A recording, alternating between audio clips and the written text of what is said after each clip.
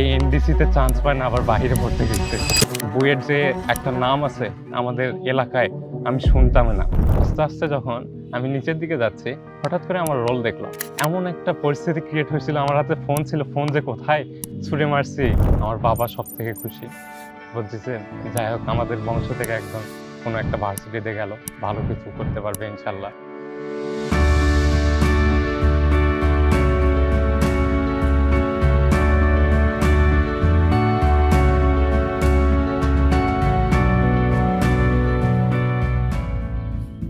আসসালামু আলাইকুম, আমি মোহাম্মদ শাকিল হোসেন।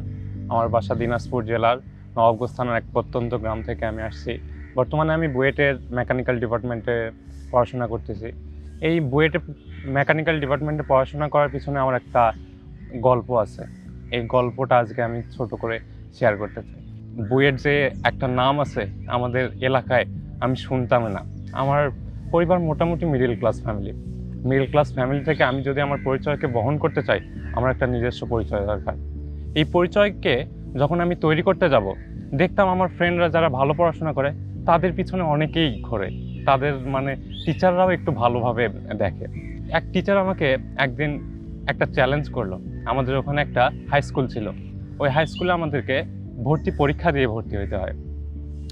তো ওই টিচার আমাকে চ্যালেঞ্জ করছিল তুমি কখনো ওই হাই স্কুলে ভর্তি হইতে পারবে না। আমাকে ওটা ইগোতে একটু লাগছিল। আল্লাহ টিচারকে ভালো করুক, হয়তো তেনার কারণে আমি এখানে আসতে পারছি। আমি শুনলাম এখানে বুয়েটে আসছে এনডিসির ছাত্ররা বেশি আসে আর কি। তো আমি এনডিসির ফর্ম তুললাম। এনডিসির ফর্ম তোলার কয়েকদিন পরে আমার আব্বু হঠাৎ অসুস্থ হয়ে গেল। তাকে নিয়ে রংপুর চলে যাইতে হলো, প্রায় অসুস্থ, অপারেশন, একটা মেজর অপারেশন করতে হয়েছে। তো সেখানে আমি প্রিপারেশন নিতে পারিনি দুর্ভাগ্যবশত। তো আমার ফ্রেন্ডরা সবাই এনডিসিতে পরীক্ষা দিতে আসবে, আমাকেও বলতেছে চল যাই। আমি বলতেছি না ভাই, আমি যাবো না, কারণ আমার প্রিপারেশন নাই। তারপর আমার আব্বুর হেলথ কন্ডিশন ভালো না, আমার যাওয়া উচিত হবে না।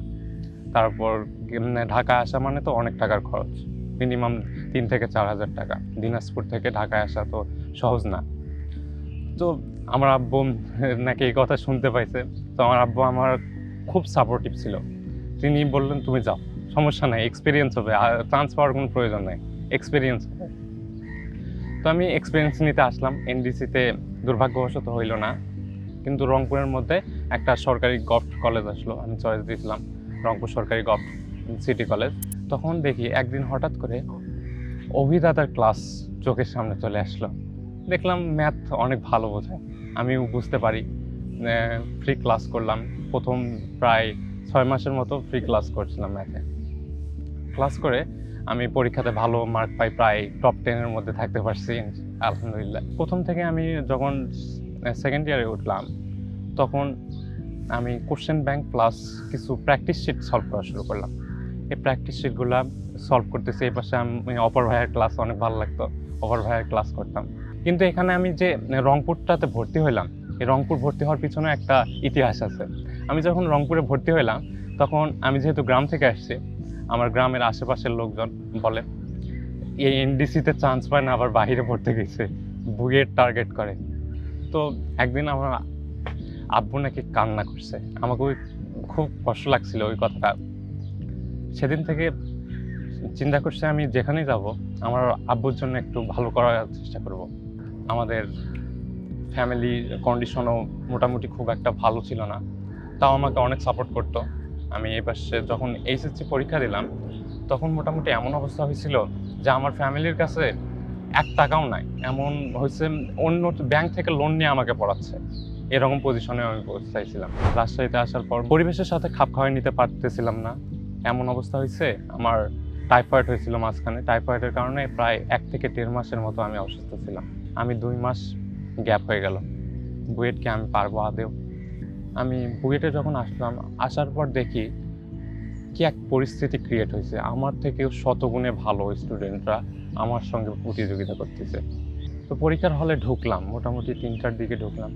পরীক্ষা শুরু হইলো। এখন পরীক্ষা শুরু হওয়ার কারণে মাথা আমার আওলাই গেছে, আমি বুঝতে পারতেছি না। একটা অ্যাটেন্ডেন্স শিট ছিল, সেখানে সব কিছু ইংরেজিতে, কিন্তু আমি অ্যাডমিট কার্ডে বাংলায় সিগনেচার করছিলাম। ওখানে সব কিছু ইংলিশ দেখে আমি ইংলিশে সিগনেচার করলাম, কিন্তু বাসা যায় আমার মনে হয়েছে আমি তো বাংলায় সিগনেচার করছিলাম, আমার তো স্বপ্ন সেখানেই ধ্বংস হয়ে গেছে। আমি বলতেছি আর বুয়েটে যাওয়া হইলো না, কান্নাকাটি করছি অনেক। তারপর প্রিলি রেজাল্ট হইলো, দেখলাম আসছে আমার রেজাল্টটা, একটু মোটামুটি কনফিডেন্স ফিরে পাইলাম। তারপর 13 তারিখে ঢাকা আসলাম। ঢাকা আসার পর বুয়েটের রিটেন পরীক্ষা দিলাম। রিটেন পরীক্ষা দেওয়ার পর আমি দেখলাম আমি কিছু ম্যাথ করছি, একদম কমপ্লিট করছি ভাই। কমপ্লিট করার পর দেখতেছি এটা তো মানে আমার অ্যান্সার হইতে পারে না, কাটে দিয়ে আসছে। বাসায় যাওয়ার দিকে ওটাই অ্যান্সার। বাসায় যখন ফিরলাম তখন আমি আমার ফ্যামিলির বাইরে অনেকের কাছ থেকে অনেক কথা শুনছি, বলতেছে না হুদায় টাকা নষ্ট, ছেলেকে কতগুলা টাকা নষ্ট, ইন্টারে প্রায় 3 থেকে 4 লাখ, প্লাসে অ্যাডমিশনে 1.5 লাখ 2 লাখ টাকা।